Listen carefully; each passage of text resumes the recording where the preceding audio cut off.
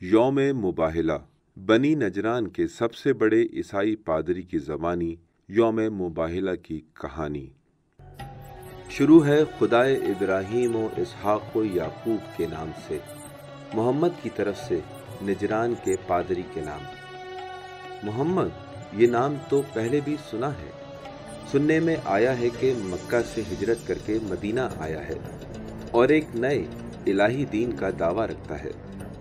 मेरे सामने उसके हाथों का लिखा खत है जिस पर उसकी मोहर भी सब्त है और मुझे अपने दीन की तरफ दावत देता है। एक मुख्तसर जुमला दर्ज है कि खुदाए इब्राहीम और इसहाक़ व याकूब की हम्द है और तुम सबको इंसानों की बंदगी के बजाय अल्लाह की बंदगी की जानिब दावत देता हूँ। मुझे नहीं मालूम था कि वो खुदा जिसकी मोहम्मद बात कर रहा है वही यहूदियों का भी खुदा है। अचानक मेरे जहन को खून खराबे और जंग के ख्याल ने परेशान कर दिया।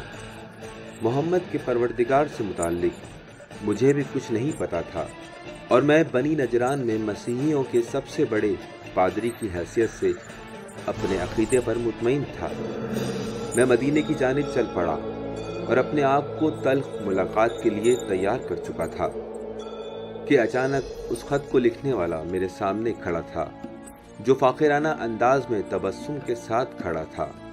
हमने उसके साथ बैठकर कई घंटे बहसो गुफ्तगू की।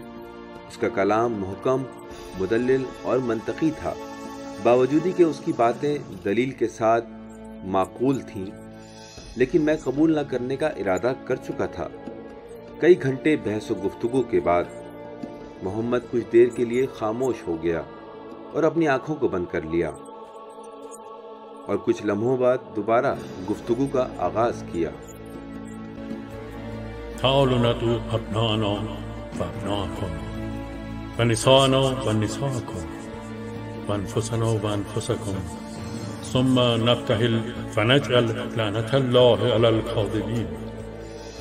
ऐ पैगंबर, इस मामले में तुम्हारे पास सही इल्म आ जाने के बाद जो कोई भी आपसे हुज्जत पर बहस करे तो आप उनसे कह दीजिए कि आओ हम अपने अपने बेटों, अपनी अपनी औरतों और अपने अपने नफ्सों को साथ लाएं और फिर मुबाहिला करें और झूठों पर खुदा की लानत को करार दें।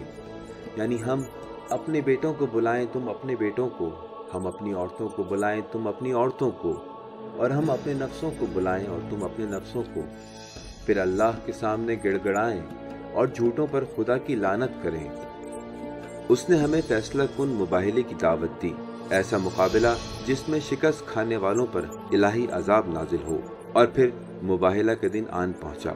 हम अपने कुछ साथियों के साथ वादागाह पर मौजूद थे कि अचानक वो भी आ गया, लेकिन वो अकेला नहीं था। फातिमा उसकी लख्त जिगर, अली उसका नफ्स और वो अपने बेटों हसन और हुसैन को साथ लाया था। मैंने अहले मदीना से मोहम्मद और उसके अहले बैत से मुतालिक बहुत कुछ सुन रखा था और जितना मैं उसके बारे में जानता हूँ वो अपने अजीज तरीन और करीबी तरीन अफराद को अपने साथ लाया था और मोहम्मद उन्हें अपना अहले बैत कहता था। अहले मदीना की अक्सरियत मोहम्मद के खास अहले बैत से मुतालिक हदीस किस्सा से आगाह थे, इसीलिए उनके बारे में हम भी सुन चुके थे। अहले मदीना उन्हें कायनात का पाक तरीन और आकिल तरीन बंदगाने खुदा कहा करते थे और जब मैंने उन्हें देखा तो उनके चेहरों से चमकता नूर मुझ पर भी गालिब आने लगा और मेरा जहन भी अहले मदीना की तरह वही सोचने लगा और यूं लगा जैसे वहाँ मौजूद खाक के जर्रों से लेकर हर इंसान तक सब उनकी ताज़ीम कर रहे हैं। इसी असना में मोहम्मद ने कलाम शुरू किया और कहा, ये मेरे अहले बैत और मेरे ख़ास तरीन है। हर वो शख्स जो इनका दुश्मन है मेरा दुश्मन है, जो इनका दोस्त है मेरा दोस्त है। जिसने इन्हें तकलीफ़ पहुंचाई मुझे तकलीफ़ पहुंचाई। ये मुझसे है और मैं इनसे हूँ। मैंने ये सब सुना और अचानक पीछे मुड़कर अपने लोगों की तरफ देखा, क्योंकि मुझे उन सब की फ़िक्र लाहक थी। उन सब के चेहरों पर खौफ तारी था, जबकि मोहम्मद और उसके अहले बैत मुतबस्सिम और मुतमईन खड़े थे। मैंने अपने आप से पूछा कि क्या मैं मसीहियों का सबसे बड़ा पादरी मोहम्मद की मानिंद मुबाहिला के अंजाम पर मुतमईन और पुरसकून हूँ? मुझे मेरे ज़मीर से जवाब मनफी मिला और खौफ को अपने ऊपर तारी पाया। لہٰذا میں نے اپنے لوگوں کی بھلائی کی خاطر محمد سے صلح کا معاہدہ کر لیا اور واپس نجران پلٹ گیا۔